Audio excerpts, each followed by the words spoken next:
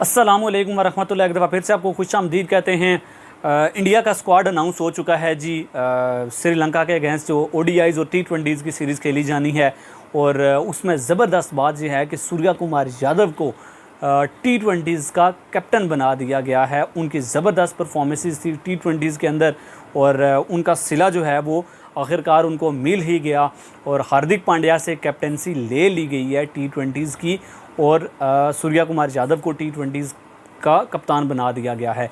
ओडीआईज़ के अंदर भी जो है वो जिस तरह से हमने बात कही थी कि भाई सीनियर्स जितने भी लड़के हैं, सीनियर प्लेयर्स हैं, उनको वापस आना चाहिए, क्योंकि ओडीआईज़ जो है वो चैम्पियंस ट्रॉफी से पहले आपके पास सिर्फ 6 बचे हैं, 3 जे और 3 न्यूजीलैंड के अगेंस्ट जो आपने खेलने हैं। सो सीनियर लड़के जो थे उनको भी वापस बुला लिया है, और गौतम गंभीर जो है वो काफ़ी ज़्यादा सीरियस नज़र आ रहे हैं इस टाइम पे इस मामले को लेके, क्योंकि ये उनकी पहली असाइनमेंट है एज ए कोच, और वो ये हमेशा यही चाहेंगे कि भाई यहाँ से वो 100% रिज़ल्ट जनरेट करें, क्योंकि एक छोटी टीम के अगेंस्ट आप खेलने जा रहे हैं। ठीक है, उनका होम ग्राउंड है, लेकिन उनकी कोशिश यही है कि भाई जीतें।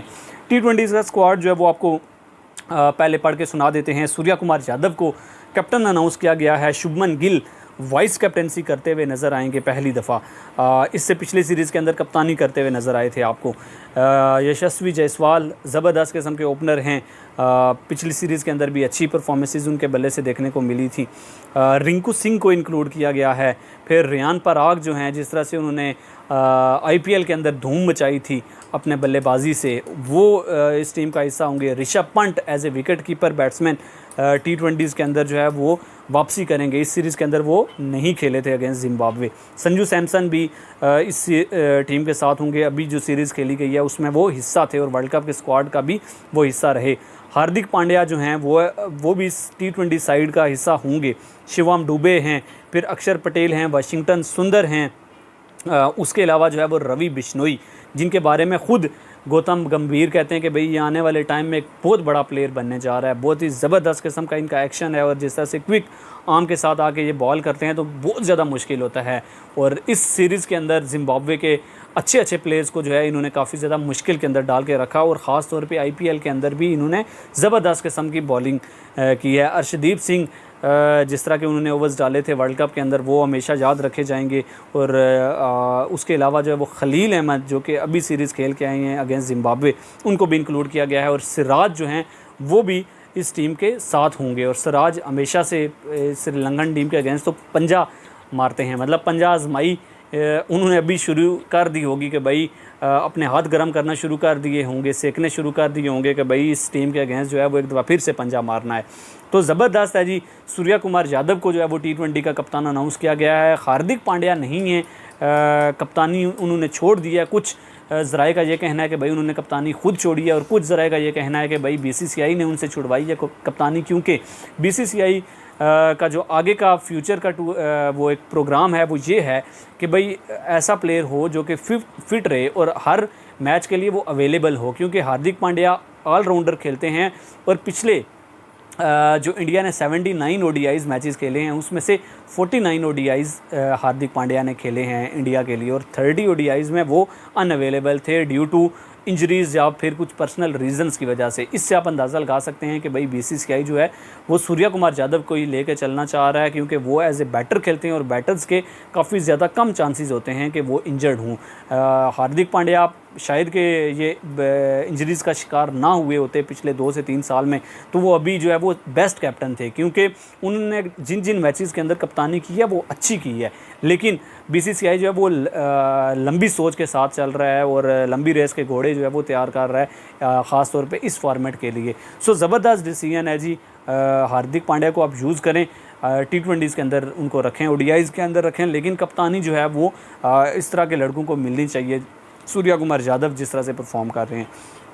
ओडीआईज़ के अंदर अगर बात करें तो गौतम गंभीर ने बड़े लड़के बुला लिए हैं। बड़े लड़कों से मुराद है कि भाई रोहित शर्मा और विराट कोहली, जिस तरह से हमने बात कही थी कि भाई इनको वापस आना होगा और ओडीआईज़ के अंदर आके, ठीक है छोटी टीम है, लेकिन ताकि वो मोमेंटम ना टूट पाए, वो फॉर्म जो आपकी लगी हुई है, वो जो एक एग्रेशन जो आपके अंदर होता है वो जो है वो ना टूट पाए, इस वजह से रोहित शर्मा जो है उनको कप्तान अनाउंस किया गया। और शुभमन गिल यहाँ पे भी आपको वाइस कप्तानी करते हुए नज़र आएंगे। इससे आप अंदाज़ा लगा सकते हैं कि आने वाले टाइम के लिए बीसीसीआई की सोच जो है वो बिल्कुल वाज़ेह है कि भाई किस तरह से शुभमन गिल को लेके चलना है, किस तरह से सूर्या कुमार यादव को लेके चलना है, और आने वाले टाइम के लिए ये ट्रेन कर रहे हैं कि रोहित शर्मा की कैप्टनसी के अंडर ही ये शुभमन गिल जो हैं वो तैयार हों, और जब रोहित शर्मा रिटायरमेंट लें ओडीआई क्रिकेट से तो ये जो है वो रेडी हूँ कप्तानी के लिए।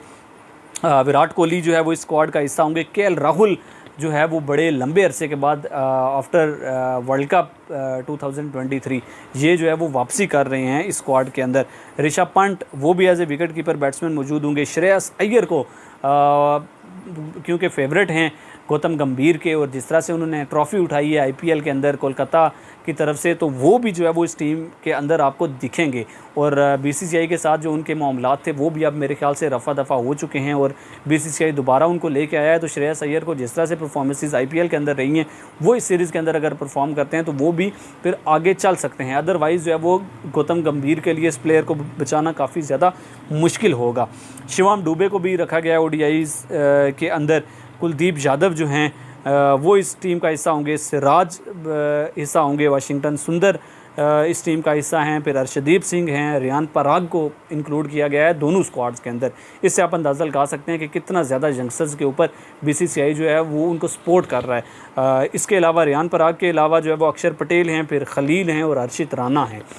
बुमराह दोनों जगहों पे आपको नज़र नहीं आएंगे, और बुमराह को शायद बीसीसीआई जो है वो बड़े टूर्नामेंट्स के लिए बचाना चाह रही है, जहाँ पे WTC के साइकिल्स खेले जाएंगे। तो WTC के आपके मैचेस बेशक वो श्रीलंका के अगेंस्ट हैं, बांग्लादेश के अगेंस्ट हैं, वेस्ट इंडीज़ के अगेंस्ट हैं, वो बुमराह आपको खेलते हुए नज़र आएंगे।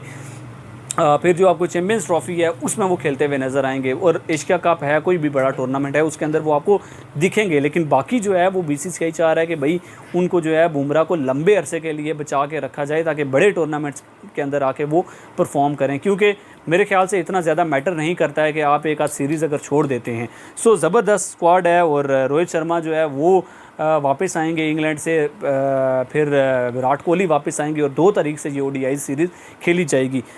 मेरे ख्याल से T20 स्क्वाड के अंदर जो है वो ऋतुराज गायकवाड़ का नंबर बनता था और अभिषेक शर्मा का। अभी तो उन्होंने रिसेंटली 46 बॉल्स के ऊपर सेंचुरी भी स्कोर की है, लेकिन ये 2 प्लेयर्स जो हैं इनको बीसीसीआई ने क्यों इंक्लूड नहीं किया, इसके ऊपर अपनी राय का इजहार लाजमी कीजिएगा। दुआओं में याद रखिएगा। अपना बहुत सारा ख्याल रखिएगा। मिलते हैं नेक्स्ट वीडियो में कुछ क्रिकेट से जुड़ी हुई मज़ीद खबरों के साथ। इंशाल्लाह मिलेंगे नेक्स्ट वीडियो में। तब तक के लिए आपसे इजाज़त चाहूँगा। अल्लाह हाफ़िज़।